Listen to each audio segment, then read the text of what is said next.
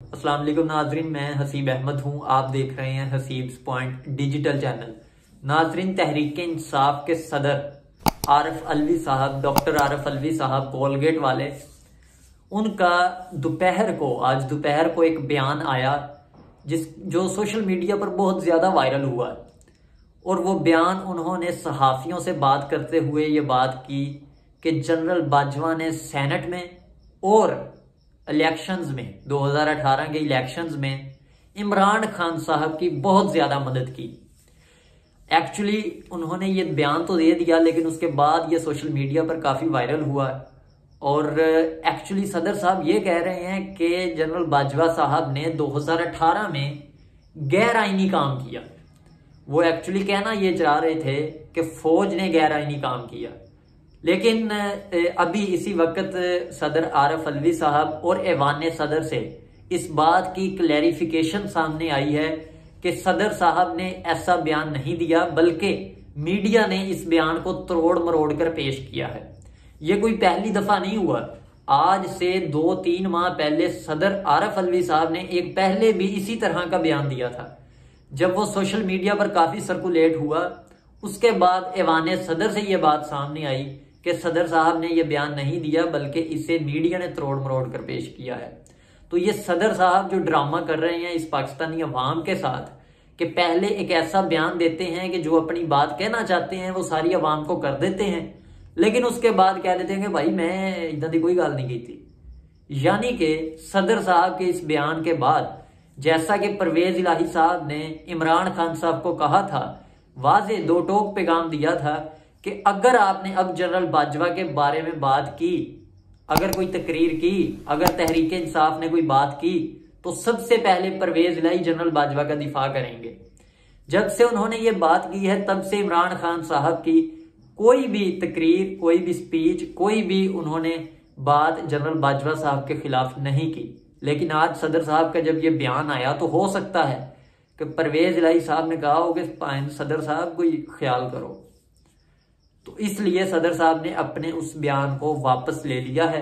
और एक अहम खबर यह भी है कि तहरीक इंसाफ के एमपीए हसनैन दरेशक साहब, जिनकी परवेज इलाही साहब के साथ लड़ाई हो गई थी एक इजलास में, और उन्होंने कहा था कि आप हमें किसी बात पर, परवेज इलाही साहब के साथ उनकी बहस हुई और परवेज इलाही साहब ने कहा था कि जो भी यहाँ पर मेरे साथ बहस करना चाहता है, अगर किसी को हमारी परफॉर्मेंस अच्छी नहीं लगती तो वो यहाँ से चला जाए।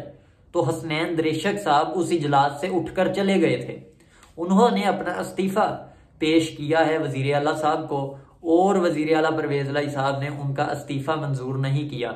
और दिलचस्प बात यह है कि कल जिस हसनैन दरेशक को कहा था परवेज इलाही साहब ने कि आप यहाँ से उठकर चले जाएं, आज जो है वो उन्होंने एक बयान दिया है और कहा है कि हसनैन दरेशक और मोनस इलाही, मैं इन दोनों में कोई फर्क नहीं समझता। हसनैन दरेशक जो है वो एक काबिल वजीर है और वो अपने काम को जारी रखें, मैं उनका इस्तीफा मंजूर नहीं करूंगा।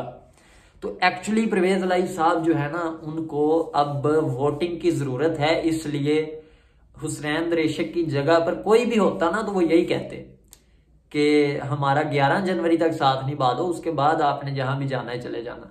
तो एक्चुअली इनका जो एतमाद का वोट लेने की 11 जनवरी को इन्होंने जो तय किया है कि 11 जनवरी वाले दिन हम एतमाद का वोट लें, इनको एतमाद के वोट भी नहीं मिलने।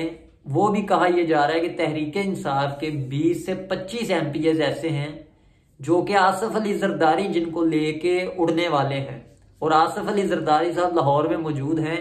एक्चुअली जो ये टाइम लिया गया है, जो टाइम मिला है ये 11 जनवरी तक लाहौर हाई कोर्ट की तरफ से, ये टाइम बहुत ज्यादा है। और तहरीक इंसाफ को भी पता है कि ये जो इतने दिन हैं, इतने दिनों में तो आसिफ अली जरदारी साहब के लिए मुश्किल नहीं होगा कि वो इतने एमपीए जो है वो ले जाए।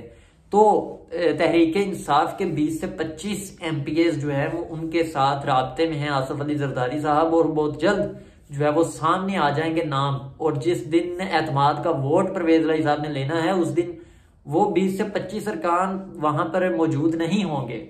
जब वो मौजूद नहीं होंगे तो वजीर आला पंजाब जो परवेज इलाही साहब हैं वो वजीर आला नहीं रहेंगे, और दोबारा वजीर आले का इंतखाब जो है वो होगा। तो ये परवेज लाई साहब को भी पता है इस चीज का, इसलिए वो हसनैन रिशक साहब का इस्तीफा मंजूर जो है वो नहीं कर रहे। इस हवाले से हामिद मीर साहब का एक व्लॉग सामने आया और उन्होंने अपना एक कॉलम भी लिखा जिसमें उन्होंने कहा कि इमरान खान साहब जो हैं उनको नाअहल कर दिया जाएगा।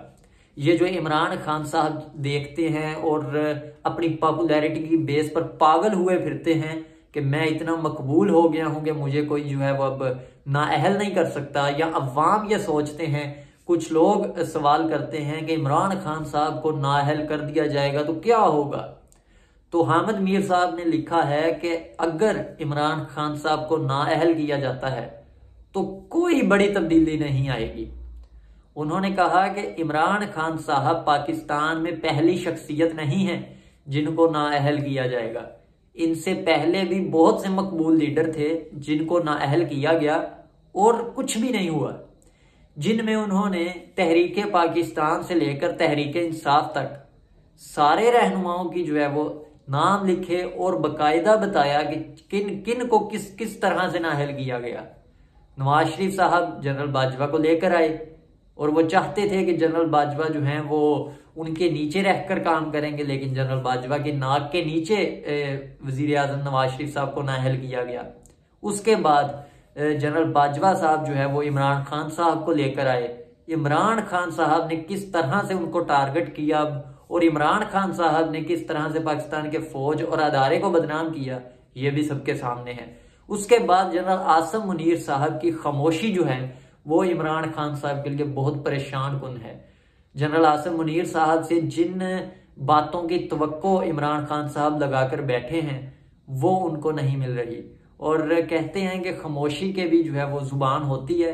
तो बिल्कुल उसी तरह से जनरल आसिम मुनीर साहब की जो खामोशी है वो इमरान खान साहब को हजम नहीं हो रही, और इमरान खान साहब ने दोबारा अपने सियासी जलसे जुलूस शुरू करने का जो है वो एक सीक्वेंस बना लिया कि किस तरह से दोबारा अपनी सियासत को जिंदा किया जाए, क्योंकि इमरान खान साहब को ये बात वाज़े तौर पर समझ आ गई है कि ना तो असम्बलियां तहलील होंगी, ना ये असम्बलियां तहलील होने देंगे, और दूसरी बात ना अर्ली इलेक्शंस होंगे। इसलिए इमरान खान साहब को वाज़े तौर पर नजर आ रहा है और वो दोबारा अपनी सियासी हलचल जो है वो शुरू करने वाले हैं। उसकी दो बेसिस हैं, और वो ये कि इमरान खान साहब की जो पार्टी की तंजीम है कोई उनका नजरिया नहीं है और ना उनकी कोई इस तरह की तंजीम साजी है, इसलिए उनके पास एक ही वाहिद जो है वो हल है कि जब तक इलेक्शन नहीं होते तब तक तहरीक इंसाफ और तहरीक इंसाफ के सपोर्टरों को जो है वो एक्टिव करने के लिए सियासी जलसे जुलूस दोबारा शुरू किए जाएं। तो देखते हैं कि जब अगर ये हुकूमत 8 माह तक जो है वो सरवाइव करती है और अवाम को कुछ डिलीवर करती है, तो ये देखना मुनासिब होगा कि इन दोनों सियासी जमातों में से किसकी मकबूलियत ज़्यादा होती है। लेकिन फिलहाल जो हालात और चीज़ें सामने आ रही हैं उसमें पीडीएम की जमातें जो हैं वो भी सर पकड़ कर बैठी हैं कि हमने ये हुकूमत लेकर क्या अजाब जो है वो अपने सर डाल लिया है, और इमरान खान साहब की गिरती हुई सियासत को कैसे उठाकर दोबारा हीरो बना दिया है। देखते हैं कि क्या होता है। तमाम दोस्त चैनल को सब्सक्राइब करें और शेयर करें। शुक्रिया।